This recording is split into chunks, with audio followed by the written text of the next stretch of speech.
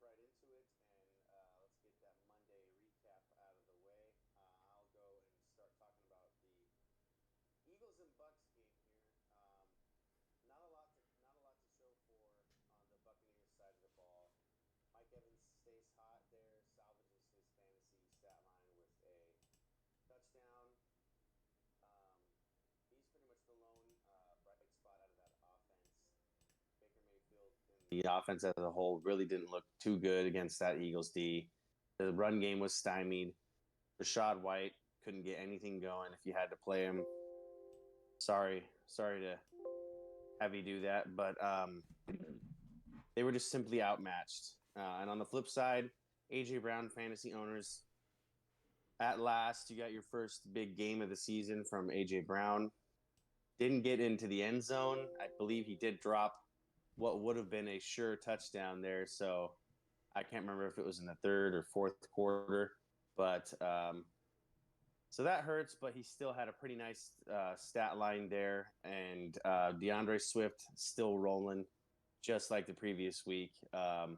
So good pickup if you drafted him as your third or maybe even fourth running back, depending on where um, you got him. There was, I know, a huge injury concern coming into this season because that's what's been his bugaboo for his career so far. But man, he has been swift behind that offensive line. So, Kyle, go ahead and take us away on the Rams and Bengals game. What do you got there?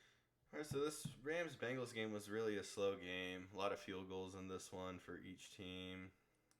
It's the Bengals' first win of the season. It's a good start after going About 0 and time. 2.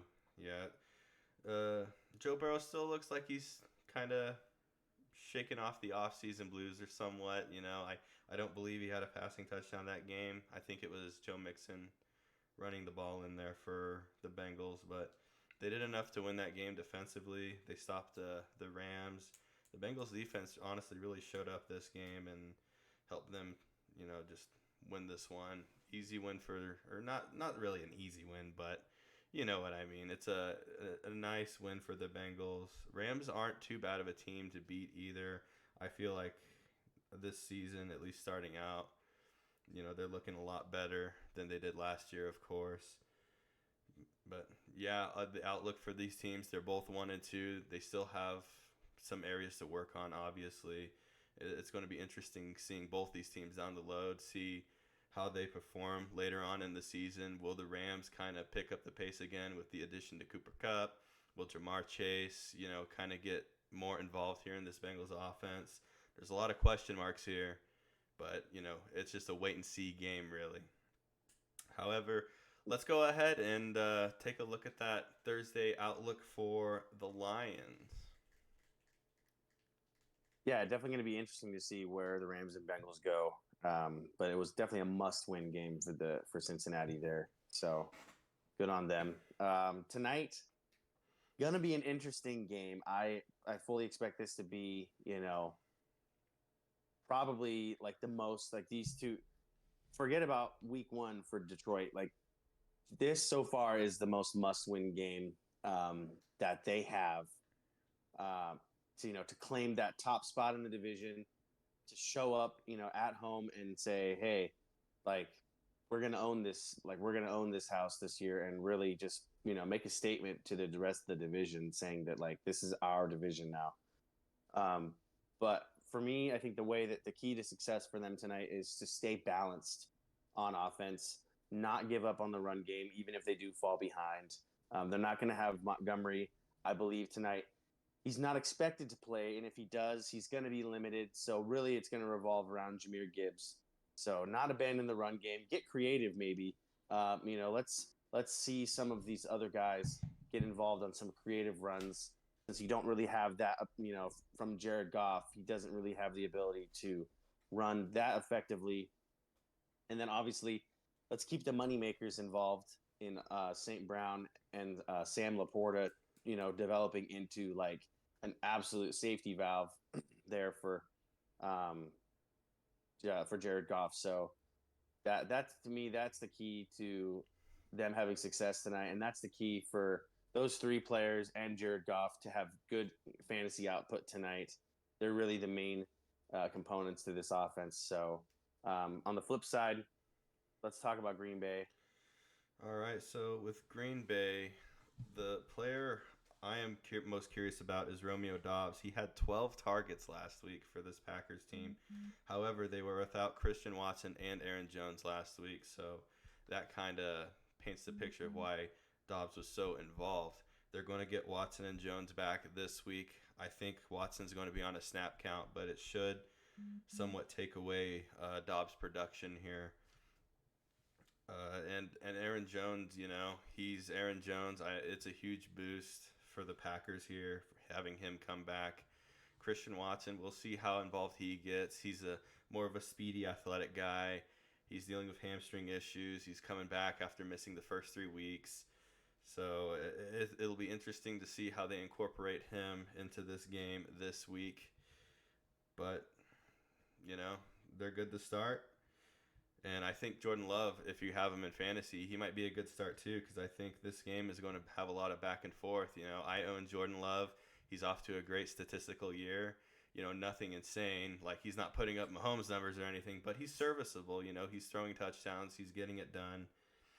And I'm happy starting him this game, against this Lions defense that isn't like horrible or anything, but at the same time, I can see this type of game, the game script here, being sort of a firefight, a lot of back and forth. So that is my outlook there for Green Bay. Yeah, I fully expect the same. This might not be a blow your roof, barn burner type of game, but I definitely expect some back and forth because these defenses are right there, kind of both in the middle of the pack. But yeah, Packers do have probably the bigger upside coming into the game with getting those injured players back to their lineup. So let's move on to the send it, end it portion here, and I'll just kick it off with my send it. I'm going with Jahmyr Gibbs tonight. Like I said, with David Montgomery, even if he does come back to the lineup tonight, they're going to have him on a pretty chastised snap count.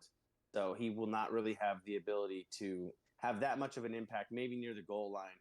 But it looks like as of, about less than an hour ago, the reports are saying that they're probably going to err on the side of caution, keep him out tonight. So Jahmyr Gibbs should have that volume, should have about 20 to 25 touches tonight, depending on how the game goes, if they don't abandon the run game. And he has PPR value. We've seen it. In week 2, he was targeted 12 times, I believe. Or actually, sorry, correction, 9 times. 9 times versus Seattle. So it's possible that Jahmyr Gibbs is used a lot out of the backfield tonight as well. So that's my send it tonight, Kyle.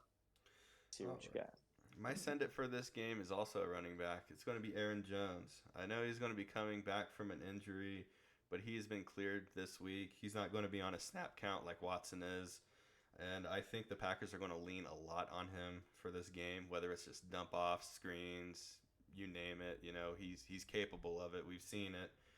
And Aaron Jones, for sure, you got to start him in this game. Don't be worried about the injury. I think he's going to produce. I think he's going to be completely fine. So, and they're going against this Lions defense. It is middle of the pack. I think Aaron Jones can produce against it. So that is why my send it for this week is going to be Aaron Jones. Yeah, it's funny you say that because I'm going right into the end it portion. I'm ending it with A.J. Dillon. I'm not putting him in my lineup tonight. He has had little to no impact so far this year, with or without Aaron Jones.